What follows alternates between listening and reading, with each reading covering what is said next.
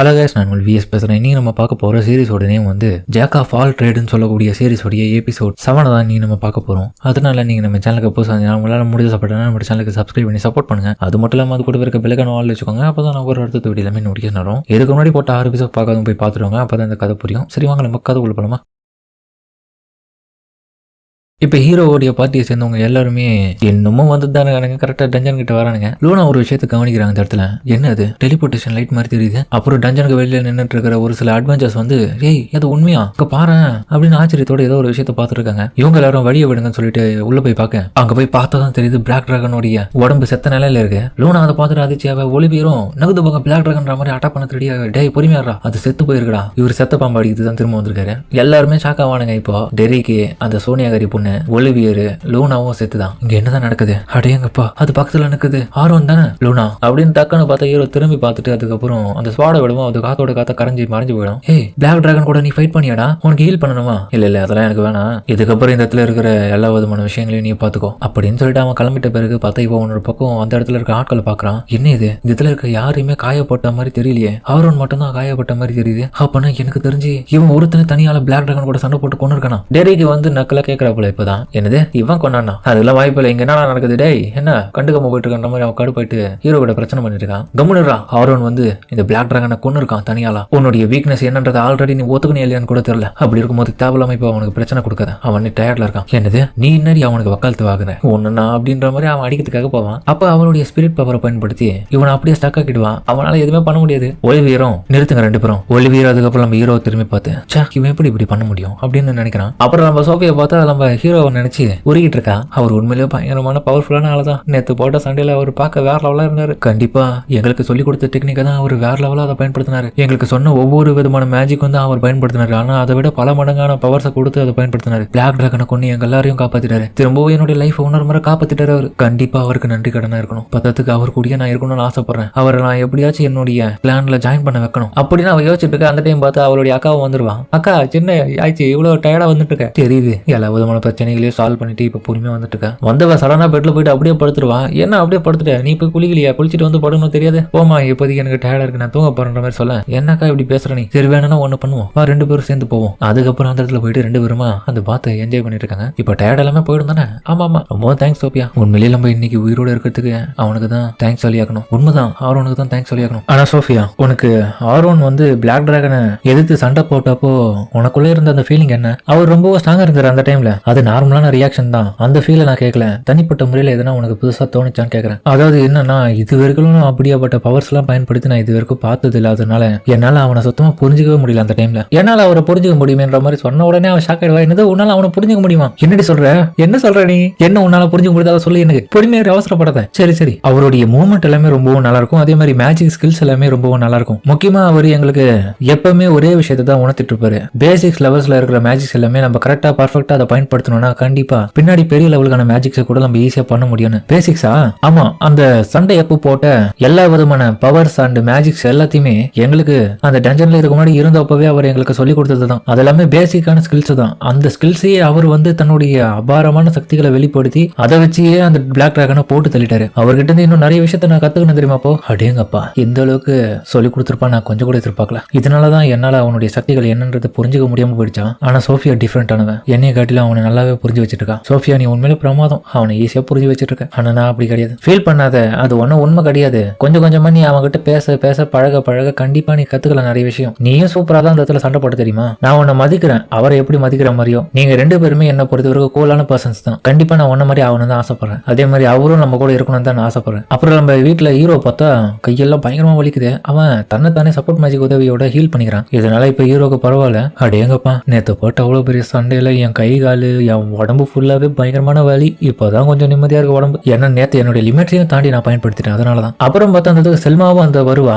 Hero ஜன்னல் வழியா அதை பார்க்க இவ என்ன பண்ணிக்கிறா? அப்புறமா நம்ம ஹீரோவை தான் விசாரிச்சுட்டு போறதுக்காக வந்திருக்கான். அவரும் உனக்கு இப்ப எப்படி இருக்கு? உடம்பு நல்லா இருக்கு தானே? ஏண்டி நீ என்ன பார்த்தாலே தெரியல நான் நல்லா தானே இருக்கேன். நீ வந்ததுக்கு ரொம்ப நன்றி. அந்த டைம் பார்த்தா அவ தலை குனிஞ்சு அவகிட்ட வந்து நன்றி சொல்லுவான். நேத்து எங்க உயிர் மட்டும் இல்லாம அந்த இடத்துல இந்த எங்களுடைய கிளானஸ் அந்த ஸ்டூடெண்ட்ஸ் எல்லாரையும் காப்பாத்துறதுக்கு நான் நன்றி சொல்லிக்கிறேன். உங்ககிட்ட இருந்து நான் நிறைய விஷயத்த கத்துக்க வேண்டியது இருக்கு.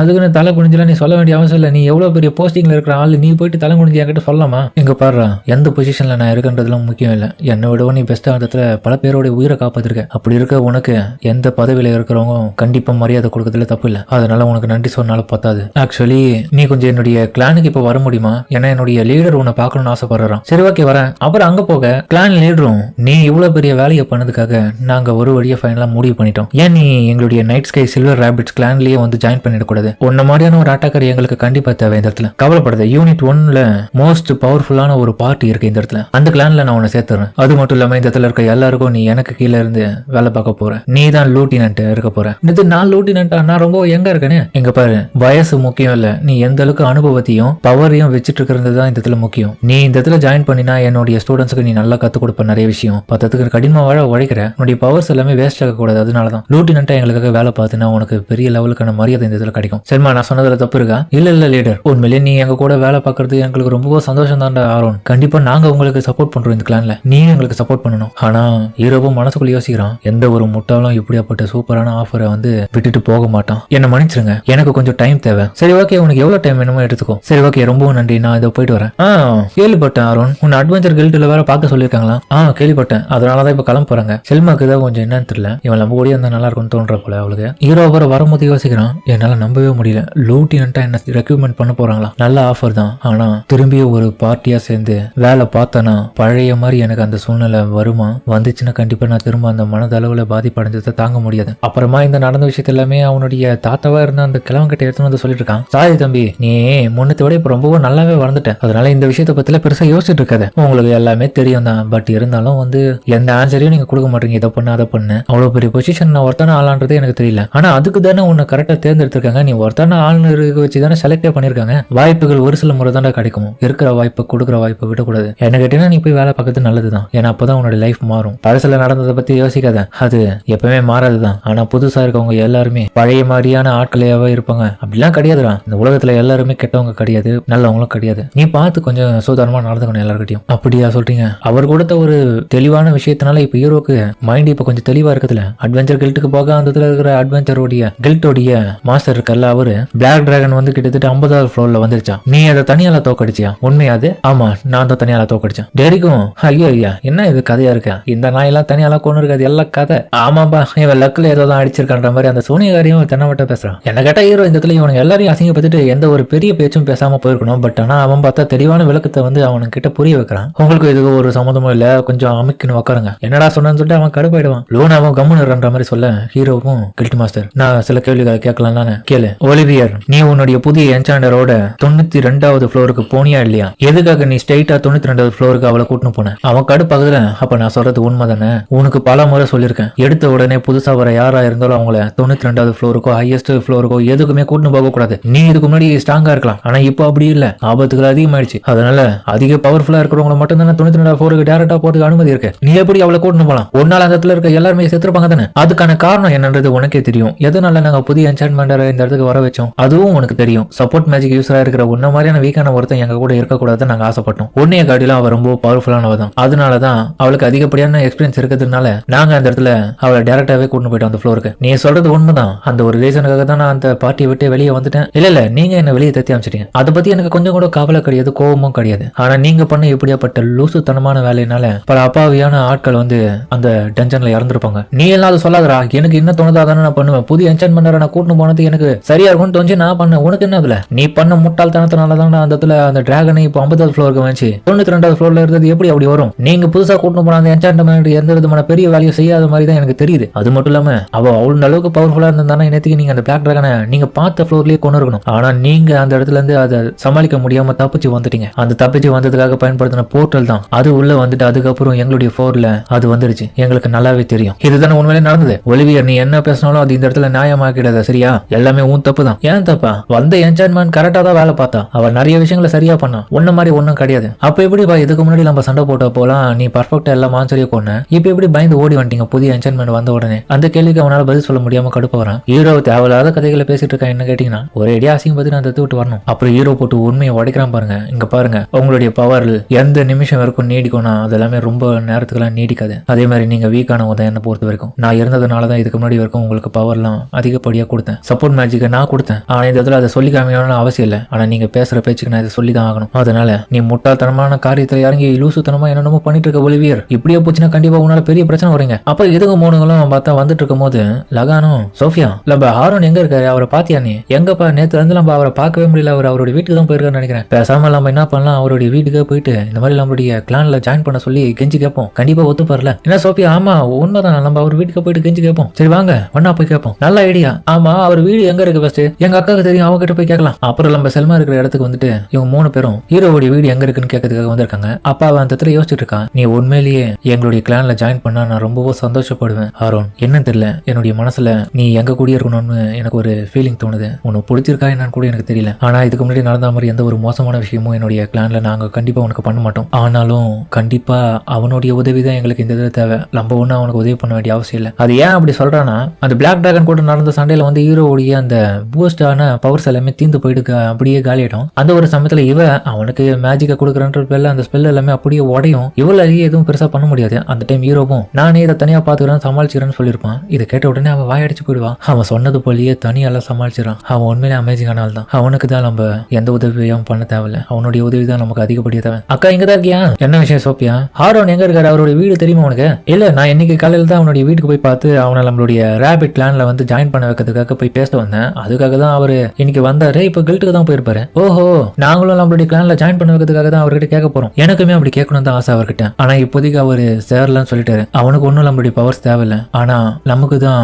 அவருடைய பவர்ஸ் தேவை. அதனாலதான் நம்ம அவரை கூப்பிடுறீங்க. கண்டிப்பா நம்மள மாதிரியான லோ லெவலான இருக்கிற ஆளுங்கள்லாம் கண்டிப்பா அவர் கூட சேர்த்து போறான் ஒரு பார்ட்டியா. ஆனா உடனே அவங்க 3 பேரும் சேர்ந்து எங்களுக்கு இந்த விஷயம் நல்லாவே தெரியுமே, நீங்க அதை நினைச்சு வருத்தப்படுற மாதிரிலாம் நாங்க வருத்தப்படல. நாங்க கண்டிப்பா என்ன ஆனாலும் சரி, அவர் என்னதான் எங்களை அசிங்கப்படுத்தினா கூட சரி, நாங்க கண்டிப்பா அவர் கூடிய தான் இருக்க போறோம். ஒரு பார்ட்டியை சேர்ந்து வேலை பார்க்க போறோம். ஏன்னா அப்படி இருந்தா தான் ஒரு காலகட்டத்துல நம்மளும் அவருக்கு ஈவனா வந்து பவர்ஃபுல்லா மாறி கொஞ்சம் கொஞ்சமா கத்துப்போம். எல்லாத்தையுமே கொஞ்சம் கொஞ்சமா கத்துக்குன்னு அவர் கூட இருந்தாலும் நம்மளும் பவர்ஃபுல்லா மாறலாம். அதுக்கப்புறம் அவர் நம்மள சமமா தான் பார்க்க பாரு. இப்பதான் பார்த்த செல்மாக்கு இவங்க பேசுற விஷயம் எல்லாம் பார்த்த உடனே புரிய வருது. ஆமாப்பா நீங்க சொல்றது உண்மைதான். நம்ம அவங்க கூட சேர்ந்து ஒர்க் பார்த்தாலே கண்டிப்பா நம்ம நிறைய விஷயத்த அவங்க கூட சேர்ந்தே கத்துக்கலாம். நம்மளும் பவர்ஃபுல்லா மாறிடுவோம். நீங்க நல்லாவே எனக்கு புரிய வச்சுட்டீங்க. அவன் இப்ப கில்ட்டுல தருப்பான். அங்க போங்கன்ற மாதிரி சொல்லவும் இந்த 3 பசங்க தான் மனசுல இருந்த குழப்பத்தை மொத்தமா போக்கிட்டாங்க. ஹீரோ கில்ட்டை விட்டு வெளியே வர நான் வந்த பிறகு கண்டிப்பா அந்த டெலிபோர்டேஷன் ஸ்பெல்ல வந்து அவங்க அந்த இதுல பயன்படுத்துறத இன்வெஸ்டிகேஷன் பண்ணி அவங்கள கத்துட்டு இருக்காங்கன்னு நினைக்கிறேன். நமக்கு என்ன வந்துச்சு, அவனுங்க பண்ண பெரிய தப்பு. நான் தான் இதை சால்வ் பண்ணி வச்சேன். நம்மள எந்த கேள்வியும் கேட்கலையே, அதுவே சந்தோஷம். கிளம்பி ஹீரோவும் டயர்டா இருக்குன்னு வீட்டுக்கு போகலான்னு பாக்குற சமயத்துல பார்த்தா அந்த இடத்துல இதுக்கு 3 வந்து இவனை ஃபாலோ பண்ணி வந்துட்டு இருக்குங்க. ஆரோன் எங்க இருக்கீங்க, இதுக்கு என்ன பண்ணிக்குதுங்க? உடனே பார்த்தா ஹீரோ சந்துக்குள்ள போயிடுவான். அங்க பாருங்க அவர் ஓடுறாரு, சந்துல போறாரு, மறைச்சிக்க பாக்குறாரு, வாங்க பிடிப்போம் அப்படின்னு அதுங்க ஃபாலோ பண்ணி போக ஹீரோ போகும்போதே யோசிக்கிறான், எதுக்கு இதுங்க தேவையில்லாம நம்மள துரத்தின்னு வந்துங்க, நான் எதுக்கு தேவையில்லாம இதுங்க கிட்ட இருந்து ஒழிஞ்சிட்டு இருக்கேன். ஆரோன் இங்க தான் இருக்கீங்களா சொல்லிட்டு அவங்க இன்னும் ஃபாலோ பண்ணி வர ஹீரோ பதட்டம் ஆயிட்டு டக்குன்னு பார்த்தா அந்த இடத்துல ஜம்ப் பண்ணி மேல போயிடுவான். இங்க தானே பாருந்தாரு காணும், அவரு பேசலாம்னு நினைச்சா அதுக்குள்ள போயிட்டு இருக்காரு. அந்த சைடு தான் போயிருப்பான்னு நினைக்கிறேன், வாங்க போவோம். அதுக்கப்புறம் நிம்மதியா அந்த இடத்த விட்டு கிளம்பி இப்ப அவன் தங்க இருக்கிற இடத்துக்கு வந்துட்டான். என்னப்பா இவர் எங்க தேடியும் காணும், எதுக்குடா அவங்க எல்லாருமே அவாய்ட் பண்றாங்க? அந்த குட்டி பசங்க பாவம் தெரியுமா? இல்ல தாத்தா, என்னால இன்னொரு பார்ட்டி கூட ஜாயின் பண்ண முடியாது, நான் முடிவு பண்ணிட்டேன். ஏன்னா கண்டிப்பா அங்க போனாலும் எனக்கு வருத்தமா தான் இருக்கும். நீ சொல்றது புரியுதுடா, என்ன இருந்தாலும் நீ அவங்களை அவாய்ட் பண்ணாம ஓப்பனாவே அவங்க கிட்ட சொல்லிடல. நீ பண்றதெல்லாம் பார்த்தா எனக்கு சிரிப்பு தாண்டா வருது. வெளியே உணவு பக்கம் இதுங்கெல்லாம் யோசிங்க, எதுக்குப்பா அவர் நம்மள அவாய்ட் பண்றாரு? ஒருவேளை நம்ம நைட்டு ஸ்கை சில்வர் ரேபிட்ல வந்து ஜாயின் பண்ண வைக்கிறது அவருக்கு தெரிஞ்சுதான் நம்ம அவரை ஃபோர்ஸ் பண்ணணும்னு சொல்லிட்டு பயந்து ஓடுறாரோ? அப்படி எல்லாம் இருக்கும் இருக்காது அப்படின்னு இதுக்குள்ளே குழப்பம் பேசுறதுல லகானும், இங்க பாருங்கப்பா, அவர் என்ன முடிவு பண்ணாலும் சரி கண்டிப்பா காலில் விழுந்தாச்சும் அவர்கிட்ட ஜாயின் பண்ண வைக்கணும். அழுதே தீர்வாங்க. ஆமாடா பண்ணி ஆகணும்டா. சோபியா நீ கூட தான், எப்படியாச்சும் அவர் காலில் விழுந்தாச்சும் நம்ம அவர்கிட்ட எப்படியா ஜாயின் பண்ண வைக்கணும். உண்மைதான்.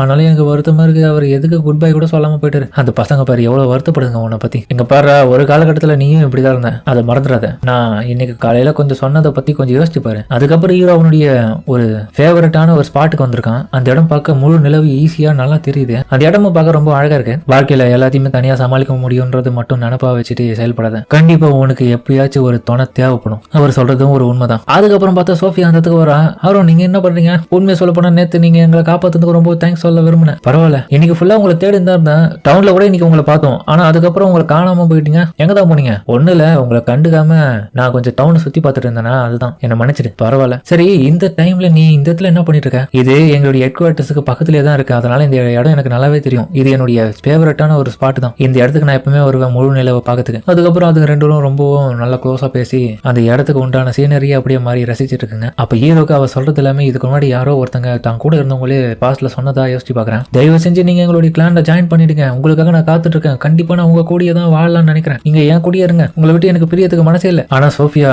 நீ ரேபிட் கிளான்ல உன்னுடைய பிளேஸ் என்னவா இருக்கும்? நீங்க என்ன கேக்குறீங்களா? எனக்கு எந்த பிளேஸ் இருந்தாலும் அதை பத்தி எனக்கு கவலை இல்லை. என்ன பொறுத்த வரைக்கும் என்னுடைய நண்பர்கள் கூடயும் உங்க கூடயும் ஒன்னா இருக்கணும்னு தான் ஆசைப்படுறேன். அதனால வீக்கா இருக்கிறோமோ ஸ்ட்ராங்கா இருக்கணுமோ அதெல்லாம் எனக்கு கவலை இல்லை. எல்லாரும் ஒன்னா இருக்கணும், சந்தோஷமா இருக்கணும், அவ்வளவுதான். ஹீரோ இந்த வார்த்தையை கேட்ட உடனே அப்படியே மைண்ட் மாறிடுது. இவ சொல்றது ஒரு வகையில உண்மைதான். அதுக்கப்புறம் மறுநாளே பார்த்தா ஹீரோ ராபிட் கிளானோட லீடர் கிட்ட போறான். எனக்கு என்ன பதில் சொல்ல வந்திருக்கேன்? நான் லூட்டினண்டா இந்த சரி இந்த நான் ஜாயின் பண்றேன் சார் லூட்டினண்டா. செல்மா அதுக்கப்புறம் ஹீரோக்கான ஒரு யூனிஃபார்ம் எடுத்துட்டு வந்துட்டான். கங்க்ராச்சுலேஷன் இதான் யூனிஃபார்ம். அதுக்கப்புறம் இவங்க 3 பேரும் இந்த விஷயத்தை கேட்ட உடனே அந்த இடத்துக்கு வர ஹீரோவா வெளியே வருவான்.